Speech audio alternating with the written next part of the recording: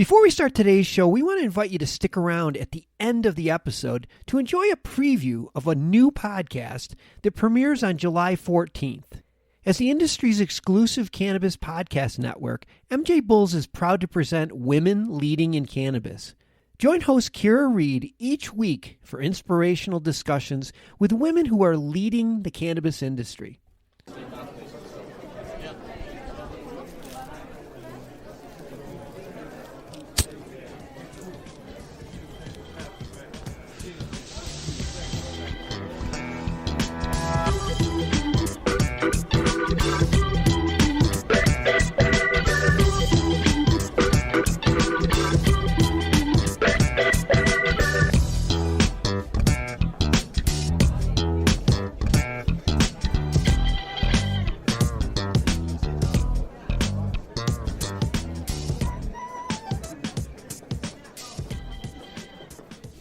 Hello, Jim Marty here from the Deadhead Cannabis Show. I have my partner in crime, Larry Mishkin, up in Chicago. How you doing, Larry? Yeah, I'm doing just fine. We finally got winter here over the last 24 hours. We got ourselves about 6 good inches of snow, and just when we were beginning to wonder if we were ever going to get it, it came with a vengeance. Yes, I saw that on the news that the Midwest is getting hit with a snowstorm. Yep. Took a while, but here we are. It's winter in Chicago. Excellent. Well, we're lucky enough to have James Eichner and Ron Basak-Smith, and they're from a great company called Santa Packaging. And so today we're going to hear about our overlap of love of Grateful Dead and Phish music, along with sustainable business models. And James and Ron, go ahead and say hello. Hey, guys. We got James here. Really excited to be on the show and really looking forward to talking about some of our favorite things. Yeah, you got Ron here as well, and 100% echo that. Love talking to Grateful Dead, Phish, and business. What's more fun than that? Excellent. So let's start with a little bit of Grateful Dead and Phish. If you want to share with us, our fans here at the Deadhead Cannabis Show have heard a lot about Larry and I's experience with Grateful Dead and Dead and Company and Phish. But go ahead and share some of your experiences, because like many people who are big fans of the Grateful Dead, you were maybe even too young to see any shows while Jerry was alive. Go ahead and fill us in on your history and background on how you came to be big Phish and Grateful Dead fans. Yeah, so I can go ahead and start us off here. So the first time I heard the Grateful Dead was when I was sick of all my current music and went looking through my dad's record collection, and he gave me Europe of 72 to listen to. And I was about 14 at the time, and it's been a love affair ever since. And then as far as Phish goes, I started getting into Phish shortly after that. However, I grew up in Switzerland, so I wasn't able to catch any pre-hiatus shows. And when they came back in 2009, I was living in the States at that point. So been seeing as many shows as possible since then, and probably somewhere in the 60 show range with Phish. And then, not lucky enough to have seen Jerry, but have caught, many incarnations of Grateful Dead bands, including Further, Rat Dog, Dead and Co, and Billy and the Kids, and a few others. Well, that's great. And first of all, like I said before, what a great dad you have. That's what any good father should do with their kids when they want to know about music. And I love that he turned you on to Europe 72. My introduction was more through Working Man Dead and American Beauty, which was a great way to do it. But for me, Europe 72 kind of brought it all together, because that was the first time, I'd ever heard the Dead play live, and was amazed at how different it sounded before I saw them in concert, amazed how different it sounded live, same song, than it did on the album. And then I went out and saw them a few times and came back and put Europe 72 back on, because at the time it was really the only live Dead music that I knew about. And, really confirmed that, wow, this is really special what they do. And my love affair with Europe 72 went on to the point where a few years ago, the Dead released a box set with every show from the Europe 72 tour.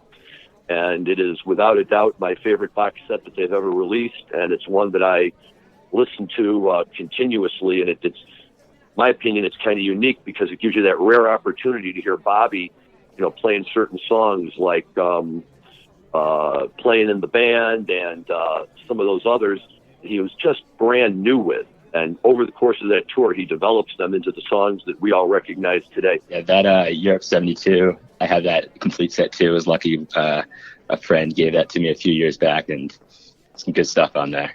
Yeah, that's a lot of fun. Can I jump into my early days of the Dead? I feel it's a good story. So I was born in 89. My parents had me while they were still in college, and they opened up a couple cafes in Ithaca, New York, and they themselves were not Deadheads at the time, but many of their employees were, and so I just have very early memories of life hearing those songs. And then my first show, my parents, their employees, I guess, one point in time felt that they needed to go to a show, and so they bought them tickets to Buffalo '93, and they took me. I have no memory, but I think it probably had some impact on me in some way or another. My dad says it was a terrible show, but it was. So they never really continued to go seeing Dead shows at that point in time. But life went on, and for some reason in high school, I was walking down a CD aisle and saw a Grateful Dead CD. Kind of was just browsing, turned over, recognized some songs. I was like, grab this thing. There's the Grateful, like greatest hits, classic, all the goods on there, and just kind of from that point on, it's pretty stuck to it. Well, I don't want to say that makes me feel old, but I was going to see the Dead in the late 80s and early 90s, and we always used to see people there with their little kids, so you were probably one of them. Yep. And we'd say, wow, that's kind of cool that parents take their kids to see the shows. And one other thing I have to throw in, you grew up in Ithaca. Ithaca, for me in my early years, was the center point of my Grateful Dead existence. My best friend and the guy who turned me on to the Dead, a fellow named Mike Miller from Minneapolis, went to Ithaca College. And we were all in Ann Arbor. And we used to drive to visit him in Ithaca College, and from there it was like the jumping off point. You could see the Dead in Rochester, Binghamton, Syracuse, and Ithaca. You could catch like 4 or 5 Dead shows in 4 or 5 days without ever having to drive very far in any one direction.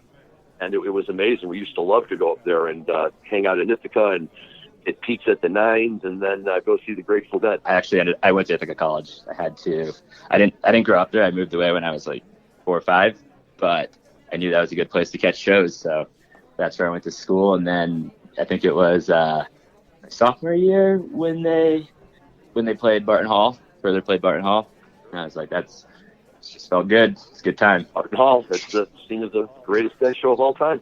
Mm-hmm. All right. One of our family stories is our older son, who's about James and Ron's age. He's 31. He lost his first tooth at a Grateful Dead concert in Las Vegas. I believe it was 93. And, in the darkness and the confusion of a show, here he lost his first tooth, 5, 6 years old, and he immediately lost it. And on the verge of tears, one of the ladies who was with us picked up a kernel of popcorn and said, "No, here it is, here it is." And so that night in our RV, we put that kernel of popcorn under his pillow. So that's a famous Marty family story that we retell when everyone gets together. But I want to send this conversation in a slightly different direction, because the 4 of us actually are on the same page, where we both are fans of both the Grateful Dead and Phish. And that's not a universally true statement. Many people who like the Grateful Dead have no interest in Phish, and vice versa. And I wonder if Ron and James, as good representatives as they are of the millennial generation, if they have any comments on that, and what do you see in your friends? Do you get them into Phish and the Grateful Dead, or do they they like one and not the other? What are your comments, gentlemen? I think amongst my friend groups, there's definitely, I don't know, everyone seems to like both. It's hard to, at this point in time, separate the two.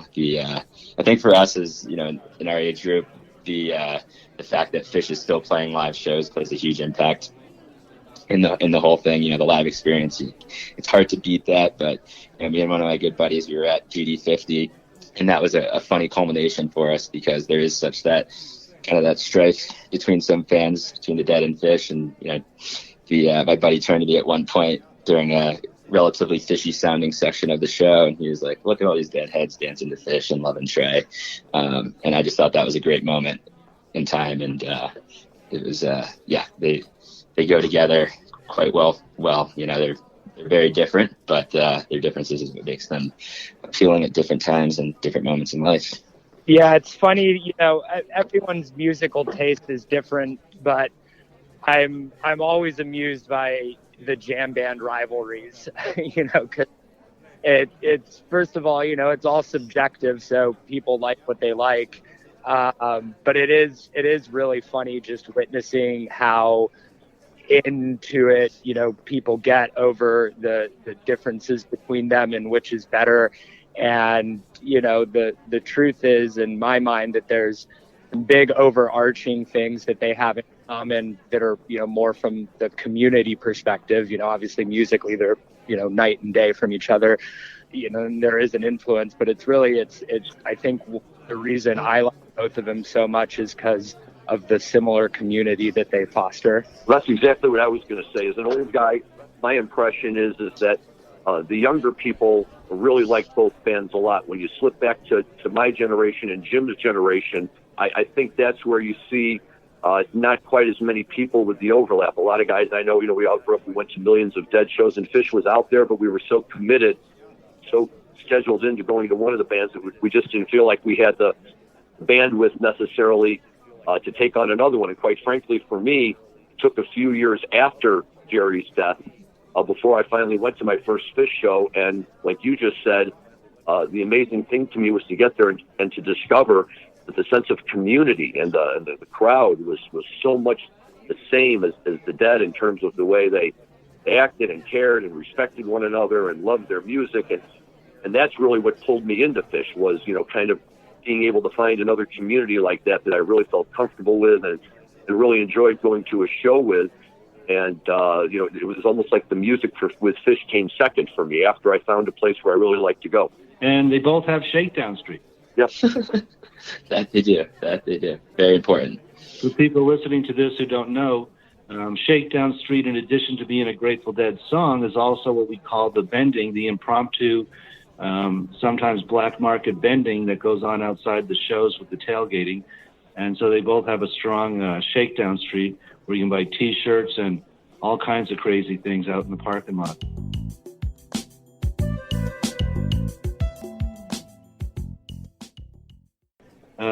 Well, let's shift it over to business, because you guys have a heck of a business that you've started. And as an accountant for the cannabis industry, I'm very interested to hear about, number one, how you got started, because capital for cannabis and cannabis-related business is scarce. And also, number two, the sustainability, because, like I said, as an accountant, I see a lot of the byproducts and the waste that is generated by the cannabis industry. Growing cannabis does create a lot of waste. It creates wastewater. It creates a lot of empty plastic buckets and other items that are used up in the process that create things that go to the landfill. So I'm going to turn it over to James and Ron, and tell us a little bit about the history of your business and how the sustainability model is working for you. I like the transition to Shakedown Street to get into the business talk. I think, that at its core, probably for James and I, many walks down Shakedown, and just the understanding of how that business model works. And, I think there's a lot of parallels to the way we want to, incorporate our business and build that community, around sustainability. And, cannabis being a new industry really gives us that opportunity. So the history of our business, James and I were in grad school together at CU Boulder. Both had been in Colorado since legalization and really saw the amount of cannabis waste that was being created and really felt that there was a better way to do it. We were fortunate enough to be in a class project together where we were kind of able to develop the initial foundations of the business. And then going into our second semester of school, or second semester of our last year of school, Canopy Boulder, cannabis-focused business accelerator, was launching a cohort. And so we were lucky enough to be accepted into that cohort during our final semester of school. And that was actually our initial seed funding for the business. We very early on realized that to do what we wanted to do and get this business off the ground, it was going to take a good amount of capital. And so we just kind of, the stars aligned for us where we were finishing up school, had some initial seed funding, and were able to really focus 100% on getting this business off the ground. And I can let James dive into, kind of the philosophy behind what we're trying to accomplish with Sana and our packaging. Yeah, and one other thing I'll touch on related to the accelerator is, accelerators are a great opportunity for people, but it's always, based on whether it's going to be a good fit for you and your team. And Ron and I were two guys that had an idea, and we had no time and no money to work on that idea. And really what the accelerator provided us with was that time and money, as well as a network of individuals that we could begin to tap into as, resources, both financially, but also from a mentorship and partnership perspective. So that really is, without Canopy Boulder, Ron and I would have never really had that opportunity to dedicate the time and money necessary to Sana Packaging to actually get it off the ground. And then from a philosophical perspective, what we're trying to do is create cannabis packaging for a circular economy. And the way we define a circular economy is, there's three main pillars to it. And one is designing out waste and pollution. The second pillar is keeping materials in use for as long as possible. And then the third pillar is doing our best to regenerate natural systems along the way. I think that's great what you guys are doing. I love the plan. I love the idea. And what I really love about it is this. First of all, I love this idea of a circle, right? That the packaging is made out of cannabis to hold cannabis that you're then using. But more than that, what your idea does is it, look, we've gotten to the cannabis world, and one of the things that I hear everybody saying is, hey, the good news with the bad news, right? If you're going to be in business, then you're in business really with the world like any other business out there. And that's true, but I still think of the cannabis industry as being different because it's cannabis, and whether it's right or not, I still, to keep our show in full circle, associate cannabis with my Grateful Dead and Phish experiences and things like that. And these were the experiences that really taught me to appreciate things more, like our environment and being conscious and socially aware of things. And the idea that you guys within the cannabis industry are taking these ideas and applying them so it's not just useful and helpful for the industry, but it's sustainable and it's good for the world and it's good for the environment, I think, really kind of helps draw this circle for people who are just brand new to the industry and coming in to show that, hey, there's more to cannabis than just smoking and enjoying it. There's this whole lifestyle and this whole view that says it's our planet and we got to take care of it, and we're going to do it in this industry. Yeah, I think James and I, we always talk about it in the sense that we feel, the mentality of both Grateful Dead and Phish in the sense that, break the rules. There are no rules. See what's possible. I think that's really true in the cannabis space and in a new industry. And we just really feel that way about packaging in the sense that we can really use the nature of the industry and the fact, that it's set state lines, under-regulated and over-regulated in many senses, to create a new framework for packaging and hopefully, show that we can do things a different way. Yeah, thoughtful packaging, thoughtful marketing. I think it's great. Tell us about some of your products and what they're made out of. Yeah, so, our material type and our products, we really have two philosophies here. First one, our plant-based line is what we launched with. It's 100% plant-based hemp biocomposite. And the whole idea here is really looking at the world of bioplastics and saying, really there's kind of the elephant in the room being corn plastic, PLA, and the idea there that the idea is great, but really in practice, there's a lot of problems with the industrial corn industry and just how that whole supply chain is built right now. And so, we obviously want to see how we can be disruptive there, move as much away from that material as possible, but understanding that that's really what we have to work with for a lot of these products right now. And so the idea becoming to use hemp as a viable feedstock. When we started Sana, hemp was just kind of entering into legalization, and so that was the whole idea, is that we're going to have this plant that we can really use to create bioplastics and biocomposites, and we know that there's an industry who wants these materials, and so we really focused hard on getting that product to market. That was really our goal. We wanted to show that you could use hemp as a feedstock to make a biocomposite, and then make it meet all the regulations that the industry requires. The second idea here is that we also, in the world of packaging, there's many product types that we're potentially packaging. It could be flour, concentrates, vape pens, edibles, beverages, etc. And so we know there's going to be more material types needed. Hemp is very early on in its development, and so for us to run a viable business and really meet the needs of our customers, we need to use other materials. And traditionally in the world of packaging, folks are using mostly virgin material. We want to take on that producer responsibility and transition away from using virgin material in creating single-use plastics. The idea here is that recycling is great. We should continue to do it. But if we do not actually remanufacture and work around some of the difficulties with recycled materials that we're currently experiencing, well, then we shouldn't do that system, right? Like if we're under 10% reproduction of recycled goods, then every year more than 90% of the materials produced are not getting recycled. Plastics, that's just not acceptable. So what can we do to change that? We know that there's a abundance of non-virgin material available on Earth, and so for us, that's just kind of a tenet of our business. We want to always try to incorporate as much non-virgin material as possible into our business model and into our products, so that we can basically make the systems work. That's what we really want. We want to say, how can we make the pre-existing systems that are out there? We know that there's problems with them. We know that they're not accounting for many of the negative externalities. Let's start from the ground up with our business and the model that we're creating, so that these negative externalities are lessened.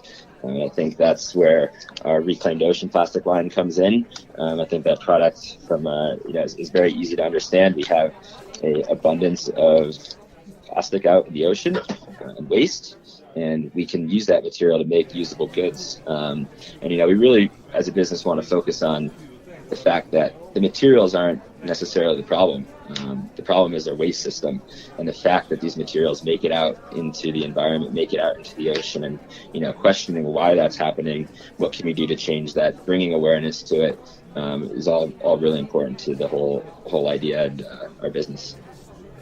It's interesting that you bring up hemp, because it seems that industry, it reminds me so much of where the marijuana industry was 10 years ago, where it's basically 2 or 3 harvests is what we have under our belt since the 2014 Farm Act, and now the 2018 Farm Act has basically made low THC hemp legal. It can be transported across state lines, and there's just so many uses for it that the size of the hemp industry, I think, very quickly will dwarf the smokable high THC industry. James or Ron, do you have a comment on that? Yeah, I think there's definitely, the whole non-smokable side of things, industrial side of hemp, I think is, the opportunity there is massive. The biggest thing, and we experience it every day in our business, is that these things take time. Everyone, hemp is legal, and then people expect that products are going to be there and it's just easy to happen. But when you look at kind of the history of any product, any crop, there's a whole development of the genetics, then the processing, commoditization, and then the ability to manufacture with it becomes a huge factor. And where are these, who are the players and the manufacturers that are going to work with this different material, the variations, the difficulties really in using a new material, and the variances that everyone knows happens when cultivating any cannabis product. Well, what I like about this is that we're, it's kind of like a stoner's or a deadhead's dream if you're sitting around during space thinking about things, right? You come to the conclusion, hey, wait a second. This hemp that we have is so good, we can use it to make a container to hold the hemp itself. And, right, it's a great idea. I mean, what you guys have done is amazing. First of all, that, you had the vision to do it, and second of all, that you were actually able to do it. And, I can tell you from my day-to-day law practice, most clients who come in usually, satisfy one of those criteria, and they have a great idea, but they don't know how to do it, or they're very talented, but they don't know what to do. And you guys have really, brought that together in a way that's both impressive in terms of the quality of the product you produce and its positive impact on this industry as well as society as a whole. I seem to recall that in our discussions, you were letting us know that somehow you guys are now involved with Micky Hart's new brand of smokable cannabis. Can you tell us a little bit about that? Yeah, this is really exciting for James and I.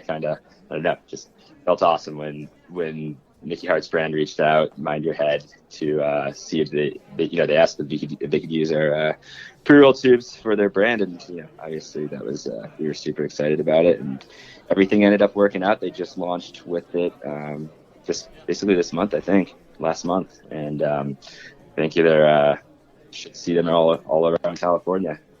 Yeah, they're hash-infused pre-rolls, and in true Micky Hart fashion, they will blast you off. And it also really validated a lot of what Ron and I have been working on for the last few years. If there's one, if working with a member of the Grateful Dead really just validates everything we've done. So this is my version of the Grateful Dead fantasy game, right? Which is we all go on with our normal lives, and one day the Grateful Dead reaches out to you. That's pretty amazing. That's awesome. And you're right. Those man, I tried one of those pre-rolls. Unbelievable. Nice. Before we bail, I just have to, and I'm so sorry. In the pre-up to the show, which one of you was at the Phish New Year's show? I was. Ron. Okay, so I heard the music. I know that the show was great, but of course the big mystery of that show, and if you were there live, you can help us. What the hell happened to Trey on that platform? Yeah. So being there live in the moment, you're kind of like, what's going on in true Phish nature? You're always, you never know if they're pulling a gag or if there's some messaging going on or what. But I would say during the show it was awkward. There was a long pause. And it just, for that type of show, New Year's show, that didn't make sense. Yeah, wasn't it like a 5-minute pause or something? Yeah, and then at the end of the show, the whole the Rescue Squad song, that kind of was, could tell there's that just didn't seem normal. But if you go back and listen, they have video of the whole thing now. If you watch. Soon after, because I was like, kind of wanted to figure out what was going on. You watch, I think it's after Sand, or during Sand. If you look at Trey's left front chain that's holding his platform, you see if you're looking at everyone's really closely, they're all taunt, and the left front one on Trey's has an ever so slight wiggle to it. It's so slight, but you can definitely, it's noticeable. And you're like, that has to be the time when it happened and all the other platforms went down. That's my theory. That's what I saw. But it definitely seems like there is some type of mechanical issue. And if that those platforms, if you have one chain that's not working, you can't really move it. But it definitely seems like, you rewatch it on that, during the moment of, where they're up, it's quiet and seems like they're figuring stuff out. Eventually he's just like, fuck it, we're going to go for it, and that's that. And here's my other question. Was the 38-minute tweezer really all that? It was pretty awesome. I was, for New Year's, I wasn't on the floor, but for the tweezer the night before, it was awesome. I don't know if you've ever been on the floor at MSG, but the energy there, sound, it's a good spot for that type of stuff. So. That's fantastic. And then Jim, just on the music front, I wanted to let you and our listeners know, in case they're interested out there, I did just have a chance to see the North Mississippi All-Stars the other night, and for people who have not yet seen them, you have to go see them, and for people who have seen them, then you know that you have to go see them.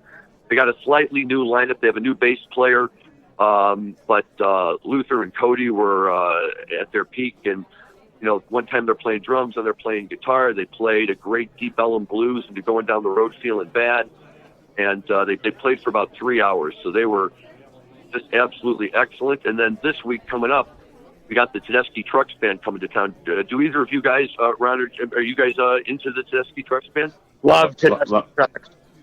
Yeah, love it. Susan Tedeschi has the voice of an angel, and that is all I have to say. She does. Angel from Montgomery. It's beautiful. Yep. Well, good.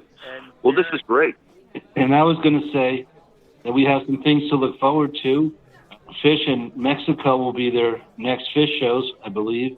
And then they just announced the lineup for Jazz Fest, and the first weekend in May, Dead and Company will be playing at Jazz Fest in New Orleans. Saw that. And Dead and Company right now is playing in Mexico. Jazz Fest, though, is really, I think, one of the greatest festivals on the planet. I've not been to anything like Jazz Fest, and I've been to a fair amount of festivals, and that is just the most magical city to see music in. Well, it's Lollapalooza for adults. Exactly. They've got real food and stuff like that, and Jazz Fest is awesome. And of course, if you guys have been there, then as great as Jazz Fest itself is, you have to catch those late night shows, because that's where the magic happens. All about the late night shows. Like, there's no other city, I think, in the United States where you could, maybe New York, but, where you can just be at show after show after show and see 3 or 4 shows in an evening with, set times going to as late as 7 a.m. Oh, yeah. The meters never came on stage till 2 o'clock in the morning. It was wonderful. Very much so. Well, this is great, guys. It's always fun to talk to people who are found a niche and are successful in the cannabis industry. And if they love the Dead and Phish and jam bands, all the better. And we're so happy you guys could get on our show today and talk to our fans out there. And we'll tell everybody, start looking for Santa packaging wherever you can. Let's support these guys. Thank you. Yeah, thanks for having us, guys. This is awesome. Sure. Yeah, it was a real pleasure. Well, thank you very much, James and Ron. And we'll look forward to seeing some of your products on the shelf and see if we can't help you out by buying a few things that are wrapped in your packaging. So this is Jim Marty saying for the Deadhead Cannabis Show, over and out. Thank you, Larry. Thank you, James. Thank you, Ron. And catch you next time. Thanks, guys. Keep on keeping on, gentlemen. Yeah. See you at the show.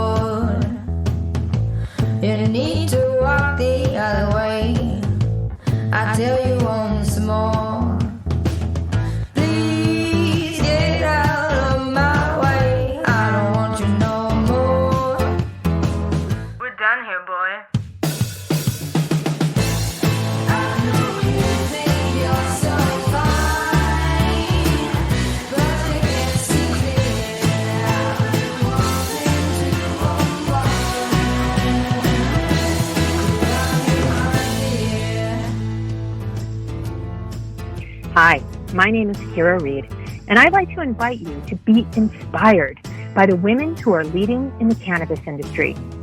Each week, we will discuss empowerment, leadership, and what it means to be a woman in charge in marijuana, hemp, and CBD.